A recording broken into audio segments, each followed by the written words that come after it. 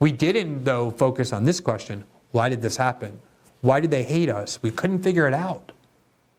People who live in the United States believe and are told and are taught that we are a nice, good, benevolent, democratic, free country. We don't want to bother anybody in the world. We're not here to conquer anyone. To the extent that we involve ourselves in the world, it's to help, like we're doing now in Ukraine, we're told. Just want to spread democracy. We want to defend people. We're like a really nice, benevolent uncle. So why would anybody possibly want to perpetrate an attack on the United States of that brutality and savagery? Americans rightly wanted to know. And they were fed a complete bullshit answer by neocons, by the media, by the government. They hate us for our freedoms. And one of the amazing things was that, as I said, there were all these interviews with Osama bin Laden, all these speeches he had given, where he laid out the real reasons why people in that part of the world hated the United States. And yet, after 9/11, the US government instructed television networks, ABC, NBC, CBS, CNN, Fox, do not show any speeches or interviews with Osama bin Laden, because they didn't want the American population hearing from him what their actual grievances were. They didn't want Americans to think that maybe we had done things in that part of the world that caused it to happen, that caused this blowback, to use the CIA's term. And so they caused bin Laden's interviews to be censored through this moronic excuse that they gave to the networks that we're concerned he may have some secret code that he uses in the interview, some magic phrase, some gesture, like he twinkles his nose like the witch in Bewitched used to do, or he like rubs his ear, that will activate sleeper cells in the United States as a signal to attack. That was their excuse given as to why these networks shouldn't show anything from Osama bin Laden, and they obeyed. They obeyed. Americans never got to hear from the people they were told were responsible for 9/11 about why they attacked. It just was kept from us. A country that has a free press, free speech. And in this place, we got fed this narrative that they hate us for our freedoms. And yet, in 2002, the person accused of having perpetrated that attack, Osama bin Laden, wrote a letter that he entitled A Letter to Americans. He was trying to communicate directly to the American people and to outline in detail the specific policies the United States had undertaken that interfered in and brought violence to and despotism to that part of the world, as the real reason why people in that part of the world hate the United States and want to bring violence back, and why they view it as not an attack on the United States, but a self-defense of their lands and their families. And obviously it doesn't mean Osama bin Laden was telling the truth in anything he was saying. It doesn't mean 9/11 was justified, obviously. But if you're in a war and you're radically transforming your own country in its name, the way we did with the Patriot Act and NSA spying and the rest, and you're fighting all sorts of wars and bombing people all around the world in the name of this war, of course we should understand what the actual views are of the other side, rather than just listening to our government media that keeps that from us on purpose so they can feed us a propagandistic line that is way more flattering to them, that keeps the population in line. And that's what happened. This 2002 letter from bin Laden was not very widely discussed at the time. Most Americans, I guarantee you, don't know about it, didn't know about it, even adults who were paying attention. In fact, a journalist friend of mine who was in media at the time, had a prominent media job, told me they did not know about this letter until this week. That amazes me, but that's true. Because the media did such a good job of suppressing it. One of the very few places that actually contains this letter, where the letter was hosted, was on the Guardian website. And for whatever reasons, a bunch of young Americans started to find this letter and talk about it among themselves and say, oh my God, there's this letter from Osama bin Laden in 2002 purporting to explain why the 9/11 attack happened. And one of the things he said was that part of the reason why people in that part of the world hate the United States is because of the perception that we're responsible for Israeli attacks on the Palestinians. And we've talked on our show over the last 5 weeks about how that is undoubtedly true. The State Department has issued multiple warnings, multiple advisories to American citizens who are traveling that they face a significantly increased and heightened threat of attack, terrorist attack, anti-American attack, because people are so angry at the United States for supporting this Israeli war. In other words, presumably our foreign policy is supposed to be about enhancing the security of American citizens, but our support for Israel in this case, according to the State Department that supports this policy, has instead made it more likely we're to be violently attacked if we travel outside the United States anywhere in the world. And so a lot of young Americans who didn't know this about 9/11 or Al-Qaeda were shocked to discover it, and they began talking about it on Twitter, but mostly on TikTok, on Facebook, on Twitter, on Instagram, mostly on TikTok, where young people tend to be, more so than those other platforms. And it went mega viral because so many people were shocked to learn of it and its contents. Here's an article from the New York Times about what happened there. Videos about bin Laden's criticism of the U.S. surge in popularity on TikTok. Quote, these are the videos of Osama bin Laden that network news, all major network news outlets refused to air. But it's really, the video is essentially, these videos that the New York Times describes are videos made by TikTok users, American TikTok users, discussing this letter. That's what went viral. Quote, the videos discuss a letter the former Al-Qaeda leader wrote in 2002 in which he defended the September 11th attacks and said Americans had become, quote, servants to Jews. The letter, titled Letter to America, was published a year after the terrorist attacks of September 11th that were orchestrated by bin Laden. He defended the attacks in New York and Washington and said Americans had become, quote, servants to Jews, who he said controlled the country's economy and media. American taxpayers, he wrote, were complicit in harming Muslims in the Middle East, including destroying Palestinian homes. Some TikTok users said this week that they viewed the document as an awakening to America's role in global affairs and expressed their disappointment in the United States. One popular video showed a TikTok user brushing her hair with the caption, quote, when you read Osama bin Laden's letter to America and you realize you've been lied to your whole entire life. One video with nearly 100,000 likes showed a TikTok user at her kitchen sink with the caption, quote, trying to go back to life as normal after reading Osama bin Laden's letter to America and realizing everything we learned about the Middle East, 9/11, and terrorism was a lie. In a video with more than 60,000 views, another user said the letter showed her that America was a, quote, plague on the entire world.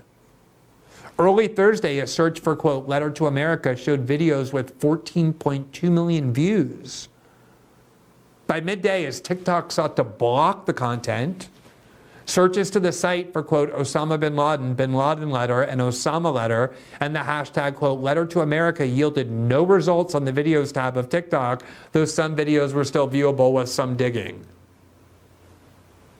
Do I even need to point out, first of all, that conservatives who have been complaining viciously for the last 7 years about big tech censorship applauded TikTok's decision not to allow a discussion of this historical document on that platform? I don't need to point that out, right? You already know that a lot of conservatives, as of 5 weeks ago, became censorship advocates in the name of protecting Israel. But this is exactly what happened after 9/11. They did not want the Americans to hear from Al-Qaeda, from bin Laden, from people in the Muslim world about why they were so anti-American. Because to do so would make people start wondering, why are we in that part of the world? Why do we bomb it so often? Why are we sending so much money to fuel wars there? Why do we support so many dictators in that region and overthrow their governments? And they might even start wondering, if I lived in a country and I knew there was some foreign power imposing a dictator on me or bombing my wedding parties of my fellow citizens and killing them, or giving bombs to people to kill people like me, I'd probably hate that foreign power as well. Wouldn't you? That is an actual war between the United States and people in the Muslim world, but this was censored in our free country. Nobody knew about this letter. The government all but prohibited anybody from hearing from bin Laden. And yet TikTok saw the effect it was having. It's a dangerous letter, obviously. That's why it was banned after 9/11 and suppressed and buried. And that's why TikTok is now doing everything possible to ban it again. I know a lot of people have been convinced by the Obama administration that TikTok is some sort of arm of the Chinese Communist Party, and it's there to propagandize on behalf of the Chinese Communist Party and to censor in order to propagandize Americans. TikTok actually is petrified of being booted out of the United States. The Biden administration has repeatedly threatened TikTok. The CIA, the FBI, Homeland Security want to ban TikTok. The reason is, as we saw from the Twitter files, as we've seen from everything else, the US security state can control every other big tech platform. They were able to dictate to Facebook, to Instagram, to YouTube, to Twitter before Elon Musk, which content could be heard and which content couldn't. TikTok was the one bastion where they couldn't control. And so they told TikTok, we're going to ban you, not because it's an arm of the Chinese Communist Party, but because it's the one platform that wasn't subject to the rule of the US security state. And TikTok, in response, said, we don't care about political messaging. We just want to make money. We want to stay in the United States. And if it means turning over our censorship and content moderation processes to you, the US government, we'll be happy to do it. These are capitalists who own TikTok. They want to make money. And that's what they have done. Our show has had videos banned from TikTok that were critical of the CIA and its involvement in Brazil. It went viral and it got banned because it was critical of the CIA. Do you think the Chinese Communist Party would want to censor our videos critical of the CIA? We had another video critical of President Zelensky that also got banned and taken down because TikTok has now, as a condition for staying in the United States, agreed to censor in accordance with the dictates of the US government, which is why TikTok immediately acted to ban access to this bin Laden letter. The problem is, for people who wanted this letter to be banned, everybody had the link to the letter, which was on the Guardian's website. And so the Guardian, incredibly, on its own or at the behest of somebody, decided to ban it. This is what you now see if you click on what had been a viral link to the 2002 Osama bin Laden letter. This is what everybody was reading. And now when you click on the link, look what this says. I mean, if this isn't an avatar of what American journalism has become, I don't know what is. So you go there and it says, removed document. This page previously displayed a document containing, in translation, the full text of Osama bin Laden's letter to the American people, which was reported on The Observer, that's the sister paper of The Guardian, on Sunday, November 24th, 2002. The document, which was published here on the same day, was removed on 15 November 2023. So it was up on Sunday, November 24th, 2002, almost exactly 21 years ago.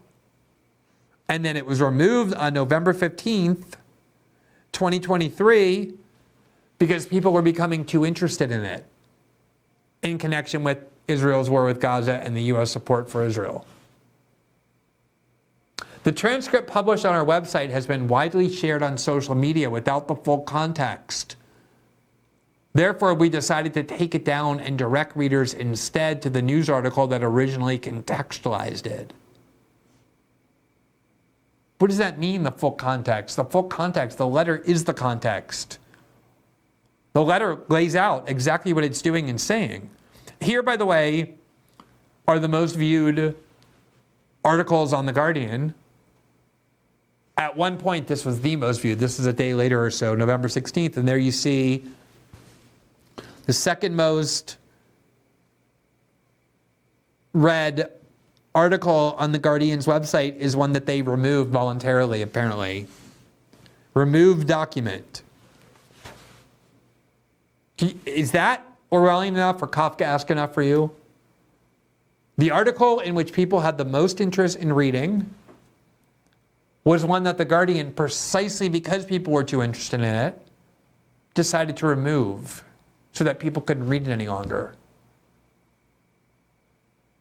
It's a document by a major historical figure, the person we're told was responsible for the 9/11 attack, explaining to Americans why people in that part of the world were angry enough with America to do that.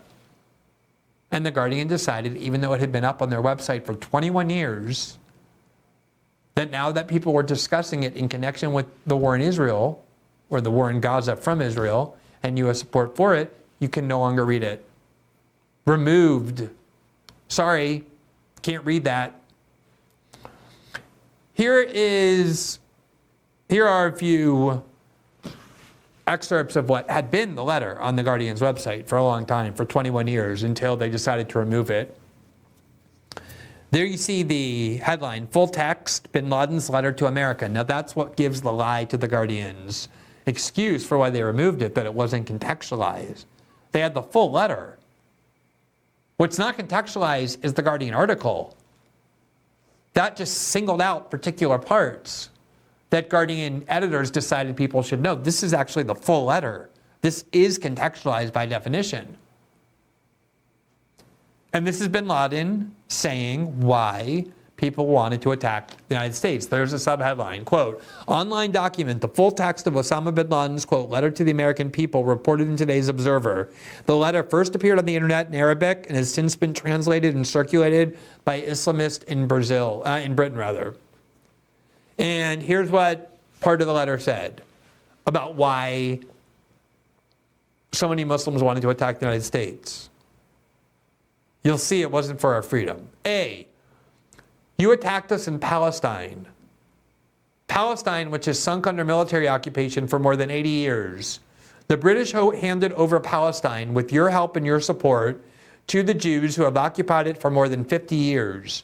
Years overflowing with oppression, tyranny, crimes, killing, expulsion, destruction, and devastation. The creation and continuation of Israel is one of the greatest crimes, and you are the leaders of its criminals. And of course, there is no need to explain and prove the degree of American support for Israel. The creation of Israel is a crime which must be erased. Each and every person whose hands have become polluted in the contribution toward this crime must pay its price and pay for it heavily. Now again, let me emphasize again. The point of this letter is not to show it to people because everything in it should be believed. It's to shed historical light and relevant current light on what generates anti-American sentiment in that region. Because Americans were fed a lie about why people in that part of the world wanted to come and attack us, just like the people on TikTok are saying. I was fed a lie my whole life about why 9/11 happened. B, you attacked us in Somalia. You supported the Russian atrocities against us in Chechnya, the Indian government oppression against us in Kashmir, and the Jewish aggression against us in Lebanon. C, under your supervision, consent, and orders, the governments of our countries, which act as your agents, so they're saying they know that the leaders of Middle Eastern countries that act as your agents attack us on a daily basis. They're talking about these dictators under whose rule they live, because the United States went around removing democratically elected leaders in the Middle East who gave too much force to the wishes and beliefs and sentiments of their people and said, you can't have democracy here. If you have democracy here, the people are anti-American, they're anti-Israeli. We can't have that. You need a dictator that we're going to impose on you. And a lot of Americans don't know that, but the people in these countries do. They know who to blame for those dictators. E, your forces occupy our countries. You spread your military bases throughout them. You corrupt our lands and you besiege our sanctities to protect the security of the Jews and to ensure the continuity of your pillage of our treasures. F, you have starved the Muslims of Iraq, where children die every day. It is a wonder that more than 1.5 million Iraqi children have died as a result of your sanctions, and you did not show your concern. Yet when 3,000 of your people died, the entire world rises and has not sat down. Is it in any way rational to expect that after America has attacked us for more than half a century, that we will then live her to live in security and peace? 3, you may just then dispute that all the above does not justify aggression against civilians for crimes they did not commit and offenses in which they did not partake. But this argument contradicts your continuous repetition that America is the land of freedom and its leaders in this world. Therefore, the American people are the ones who chose their government by way of their own free will, a choice which stems from their agreement to its policies. Thus, the American people have chosen, consented to, and affirmed their support for the Israeli oppression of Palestinians, the occupation and usurpation of their land, and its continuous killing, torture, punishment, and expulsion of the Palestinians. The American people have the ability and choice to refuse the policies of their government and even to change it if they want. Now, this is why we've been trying to point out repeatedly since October 7th that the people, the Israel supporters who are saying that it's justified to take military action in Gaza that results in the death of so many innocent Gazan civilians is justified because those Gazan civilians voted for Hamas and therefore bear the burden or responsibility for the crimes committed by Hamas. As we've been trying to say over and over, this is Osama bin Laden's theory for why civilians are fair game for being targeted. Although, as immoral as it is, it applies a lot more in a functioning democracy like the United States, where Americans get to vote every 2 years and then for president every 4 years, than it does to, say, Russia, where I heard the same thing about why Russian civilians are responsible for Putin because they don't overthrow him, even though we're always told that it's a totalitarian regime and people are killed for opposing Putin. And it certainly applies to the United States more than Gaza, where they haven't had an election since 2005. And in that election, Hamas got 41% of the vote. The Palestinian Authority's party got 35% of the vote or something like that, which means that a tiny portion of the current Gaza population actually voted for Hamas the last time there was an election. This theory comes from Osama bin Laden, though, that civilians become fair game if they elect their leaders who then commit crimes. That's what Osama bin Laden was saying. You may object to what we're saying by saying, okay, maybe the US government did all these bad things, but how does that justify killing civilians? And his answer was, as I just read you, well, you voted for these leaders. You must agree with those policies, and therefore we can hold you responsible for them. Thanks for watching this clip from System Update, our live show that airs every Monday through Friday at 7 p.m. Eastern exclusively on Rumble. You can catch the full nightly shows live or view the backlog of episodes for free on our Rumble page. You can also find full episodes the morning after they air across all major podcasting platforms, including Spotify and Apple. All the information you need is linked below. We hope to see you there.